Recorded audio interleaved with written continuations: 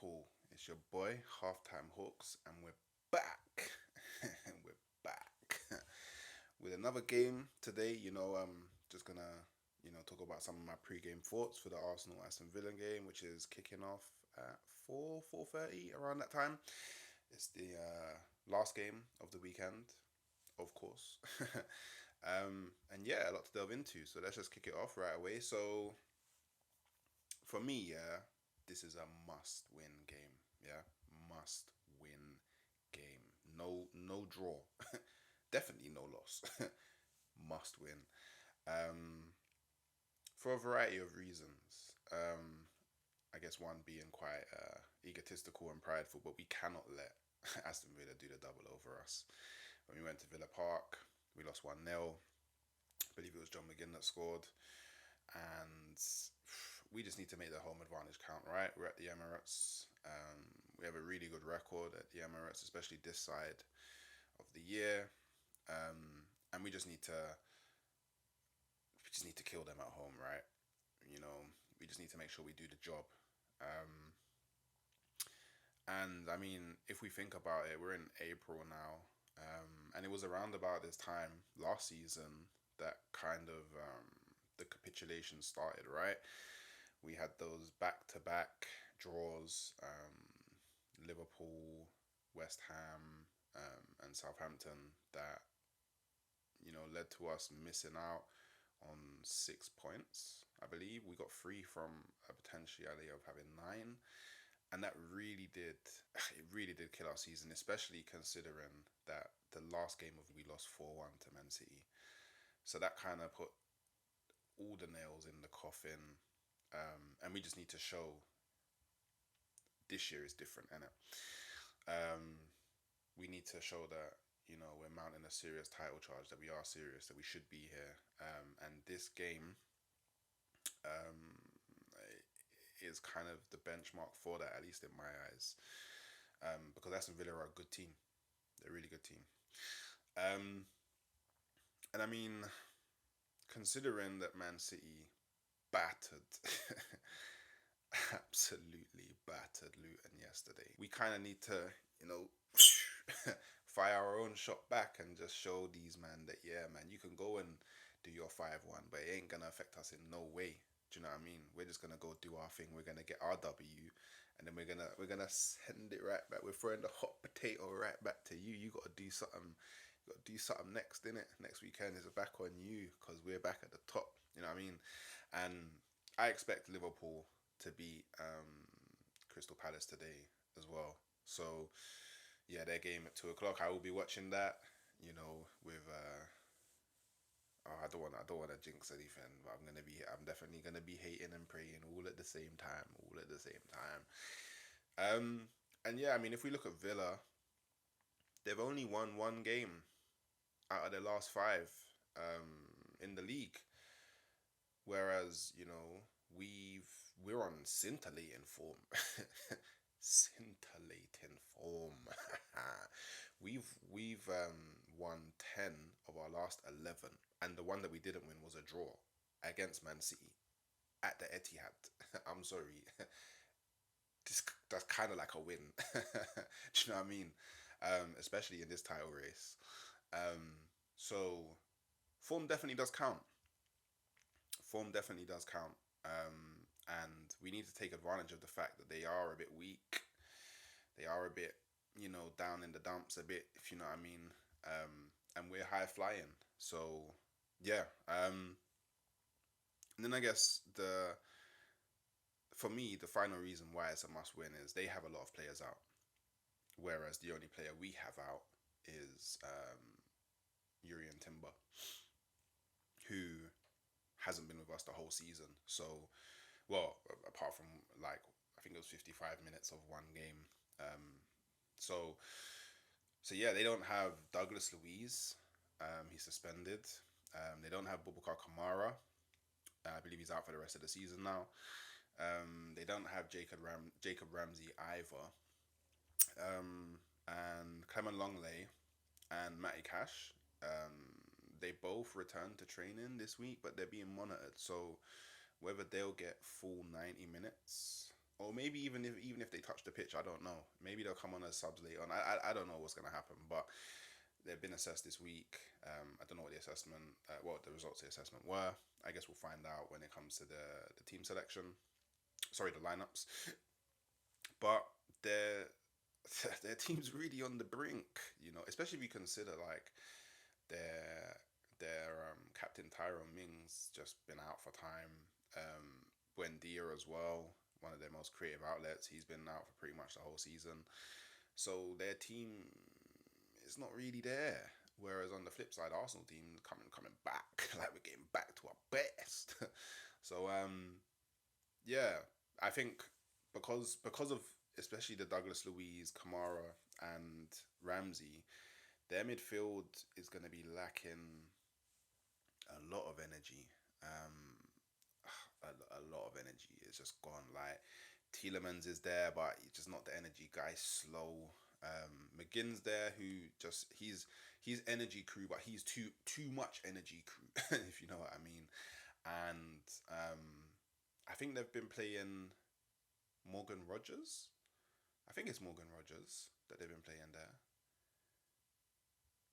I don't know about it. All I know is that Morgan Rogers guy. He's a nice little player there, man. Like from what I've seen of him, he just looks like he's got no fear. Like he just charges. Goes on them powerful runs, physical. But I have confidence in our midfield being able to lock all of their midfield down. So Arsenal and Arteta today, I feel need to finally put all of this Emery talk to bed. All of it.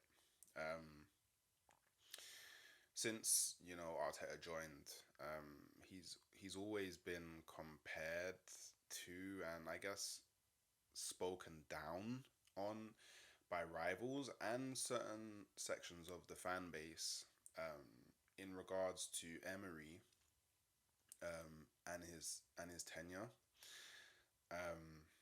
Me personally, I wasn't the greatest fan of Emery when he was here, but he did do some good things like the 22 game unbeaten run. Um, yeah, he got us to the Europa League final, which that god awful. One of the reasons why I just can't stand the guy because it was god awful. But there is always that comparison, and obviously considering what he did afterwards when he went to Villarreal, and then knocking us out, like yeah, he's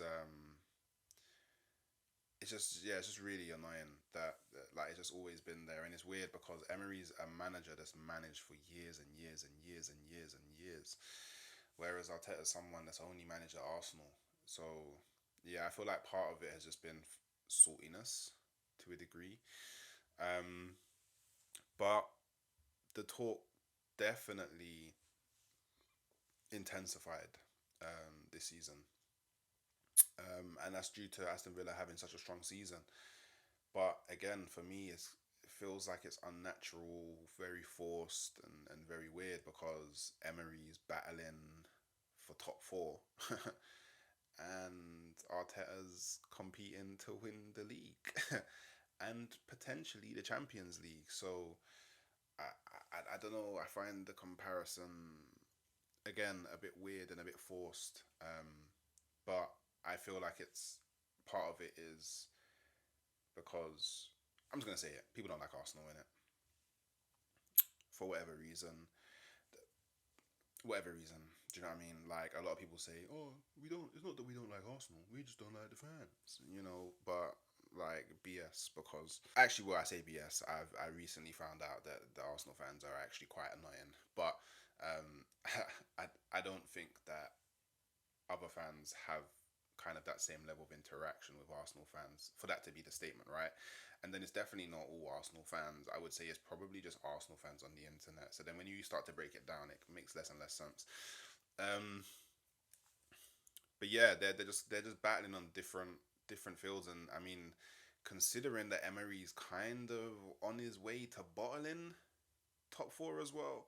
I mean, Tottenham and Man United are making it very hard for him to bottle it because they're just doing wild things as well. But Yeah, we need to silence this conversation, comparison, and finally put the Emery talk behind us. And I feel like with a big victory, statement victory, absolute killing, that will finally just do it, because part of me feels like Emery really wants to cook up a something for Arsenal. Do you know what I mean? And I mean, it would just be the case, right? You go to Tottenham, free up your batty. You go to Man City, free up your batty. But against Arsenal, you want to pull out all the stops. Do you know what? We need to put these man in a spliff. I can't lie. We just need to end them, man. We just need to end them. All right. So I went on a stream. Big up Sard. Football corner. Um, and I gave my lineup, my desired lineup. But my desired lineup's kind of changed now. You know, I've thought about it a bit more, and I'm feeling something different. And let me tell you first I'll tell you what I went with originally, and then I'll share what my current one is now. So originally, what I went with was Raya in goal, Kirio on the left, Gabriel and Saliba in the middle, Ben White on the right. Then I went with Declan Rice and Partey in a double pivot with Erdegaard just in front of them. And then I went Trossard on the left, Havertz up top, and then I went Jesus on the right. However, since then, I've kind of changed my mind. Um, and a lot of the reason for changing my mind is, I think, given the absentees from Villa's team, we could potentially rest some of our players, at least from the starting lineup. And if it gets to like the 65th minute and it's like 0-0, or we, God forbid, we're losing 1-0 or something, then maybe we bring them on. But this is what I'm feeling like now, and we probably won't go with it, but Arteta, if you're seeing this, please do. So I'm going with Raya in goal, Tommy Yasu left back, with Gabriel and Saliba in the middle, Ben White on the right, with a double pivot of Rice and Thomas Partey, with Erdegaard just in front of them. Then I'm going with Martinelli on the left, Trossard on the right, and Jesus up top. And I think that's enough to kill them off.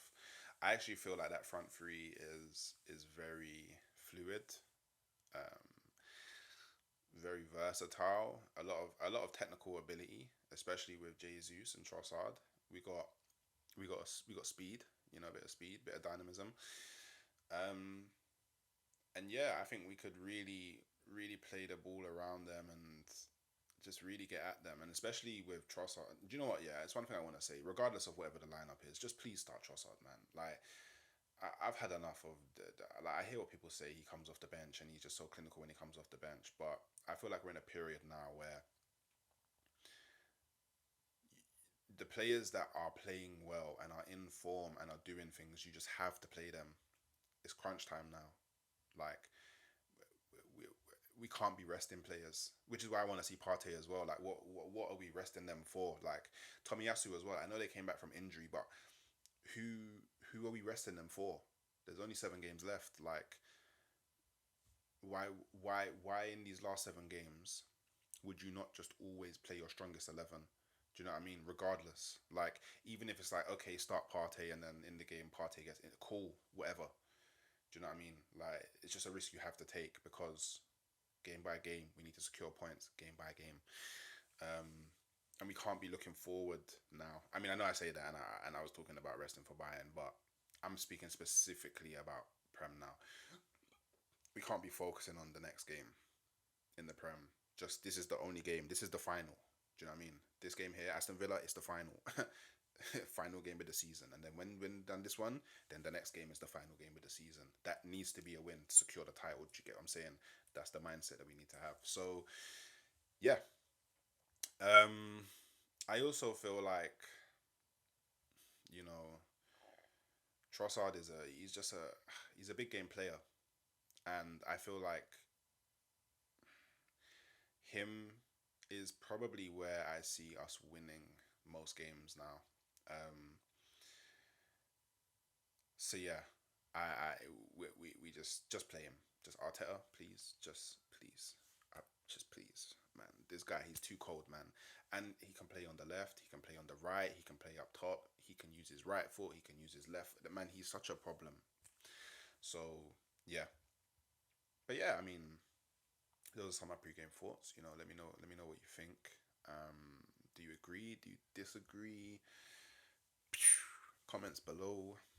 Um, and yeah, like, subscribe.